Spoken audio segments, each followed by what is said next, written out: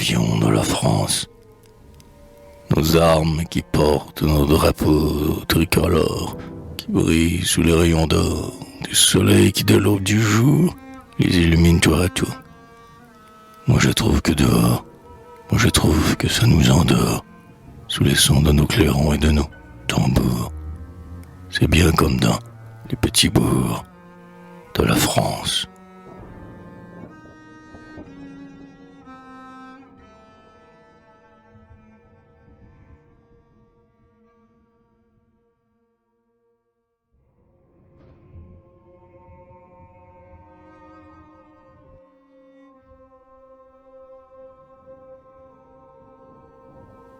Le dinosaure, il était gigantesque, et son nom, je vous dis, était presque aussi grand que lui.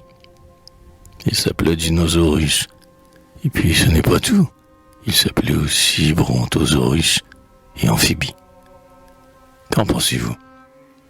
Et savez-vous comment il a de ce monde disparu, et que depuis ce temps, on ne l'a pas revu?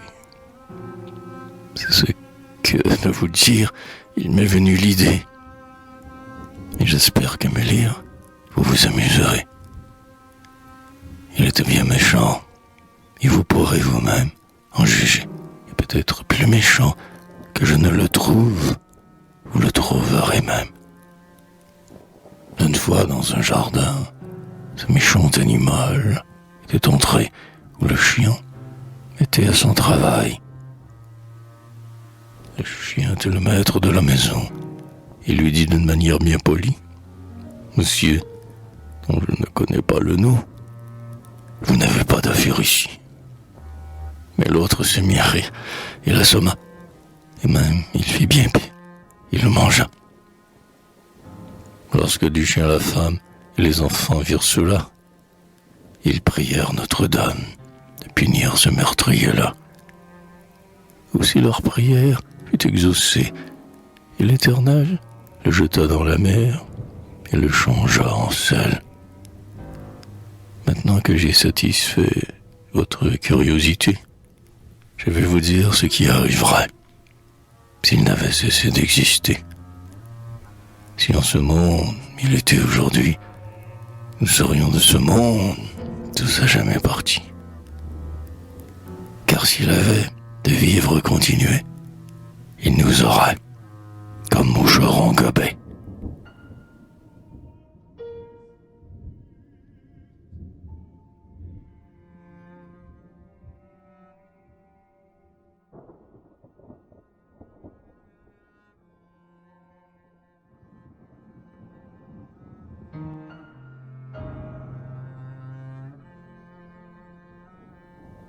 Cruel. Te souviens-tu, André, quand nous allions tous deux dans le joli sentier? Alors, j'étais heureux. Quand mes lèvres d'amant se posaient sur les tiennes, dans un baiser fervent, je te disais: je t'aime. Te souviens-tu, infidèle, de ces beaux soirs d'été, qui par ta faute, cruelle, sont pour moi déjà passés? Car en ce jour maudit, tu déchiras mon cœur, lorsque, monsieur, tu m'as dit chercher l'amour ailleurs. Mais je ne cherche ailleurs, pourtant pas cet amour, et à quoi bon d'ailleurs, malheureux, je le serai toujours. Et cependant que pour sauver la tienne, je donnerai avec amour ma vie. Toi, pour mettre un peu d'espoir dans la mienne, tu ne me donnerais pas un seul baiser d'ami. Cependant, mon amour repoussé reste et restera toujours pour toi cruel. Un amour, je le sais, mais amour fidèle.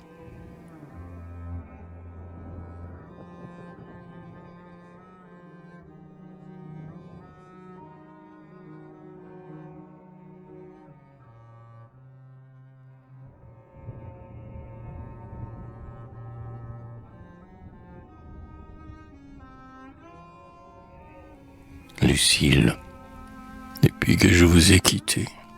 Oh, ma belle Lucille, je voudrais toujours regarder aux beaux yeux aux longs cils, Ma Lucille jolie, quand seul je sors le soir, les étoiles me sourient.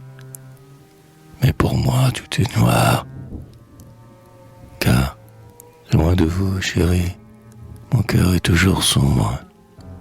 La mélancolie y vient jeter son ombre. Mais quand je vous reverrai, votre sourire dissipera cette ombre. Et bien aimé, encore on parlera des beaux rêves futurs, des chagrins passés, près du ruisseau qui murmure dans l'herbe pleine de rosée.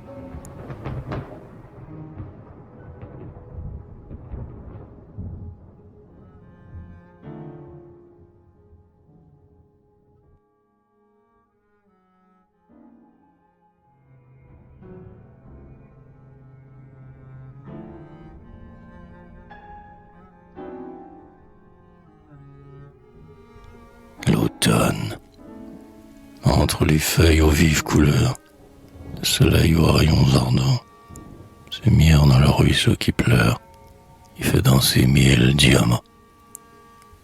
Le moindre souffle de bray produit une superbe envolée d'or, de pourpre, de vermillon, comme un nuage de papillons. Et les feuilles ainsi emportées tombent sur la verte mousse, la couvrent de tapis colorés, des teintes vertes jusqu'aux rousses. Sous ce tapis, le petit sentier disparaît presque tout entier, comme le tapis disparaîtra sous la neige dans quelques mois.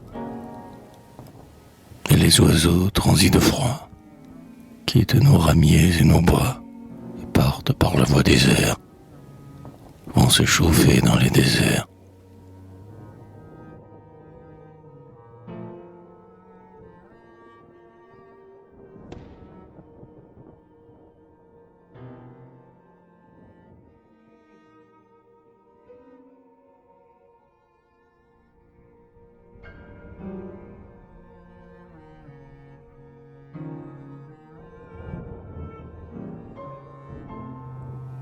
L'heure du souvenir. Voici l'heure éplorée au parfum de lilas, où l'on se ressouvient des choses que l'on regrette. L'heure où tout dans les bois et les plaines s'apprête à l'oubli au sommeil des cœurs qui sont trop là. Voici l'heure éplorée où l'on entend les pas qu'on écoutait venir, où la brise répète l'aveu qu'on nous a dit par un bleu soir de fête. Mais les yeux tant aimés, on ne les revoit pas. Voici l'heure éplorée au parfum de mystère, où tout ne s'efface parmi le tremblement, dernier du vent qui meurt, l'heure où tout va se taire, où tout semble écouter la plainte de la terre, et du dernier espoir l'évanouissement. Voici l'heure éplorée aux sanglots solitaires.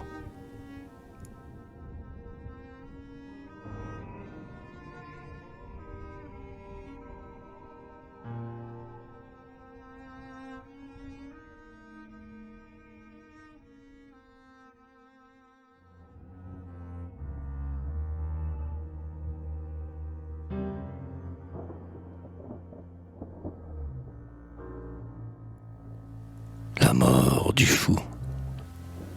N'avez-vous vu passer, ici, la blonde fille, au beau corps élancé, à l'œil brun qui scintille, d'un éclat indompté?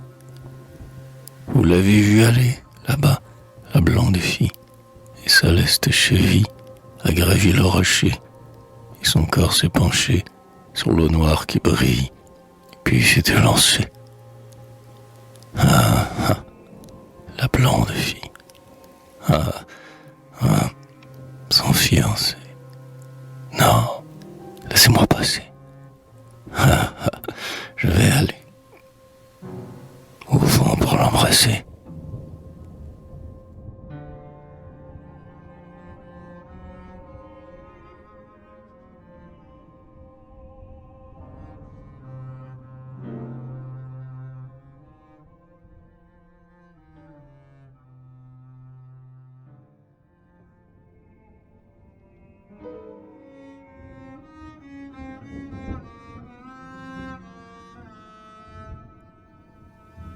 monsieur Gaudin. Pauvre âme, je te plains. Ton talent est mal su pour se moquer de ceux qu'a couronné la gloire. Celui qui délirait pendant quelques nuits noires. Je suis hanté, l'azur, l'azur, l'azur, l'azur. Celui-là, je le crois, doit bien ne pas entendre tes méchants vers, ta pire prose. Ah, je te plains. Vous as-tu bien levé tes yeux de rancœur plein, et ton regard borné osait-il bien s'étendre jusqu'à ce grand poète? Me l'as-tu regardé dans les yeux, mon petit? Son âme était trop belle pour que tu la comprennes. Mais tu te moques d'elle. Mais ta rage, petit, n'a pas su l'insulter. Il est trop grand pour toi. Cherche de moins sublime pour soulager ta bile et calmer ta rancœur. Car ta voix est trop faible et ton verbe moqueur est trop grêle et chétif pour atteindre la cime qu'il habite là-haut.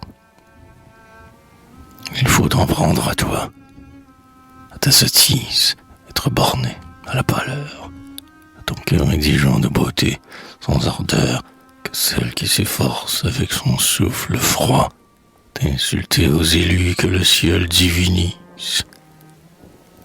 Tu fais un peu penser à quelque enfant chétif qui de son bras mal sûr lance des cailloux gris pour tuer le soleil. Ainsi, dans leur sottise, les mots vils du petit que tu lances en l'air, n'atteignant pas le Dieu tout en haut de l'éther, retombent sur le nez piteux de ta bêtise.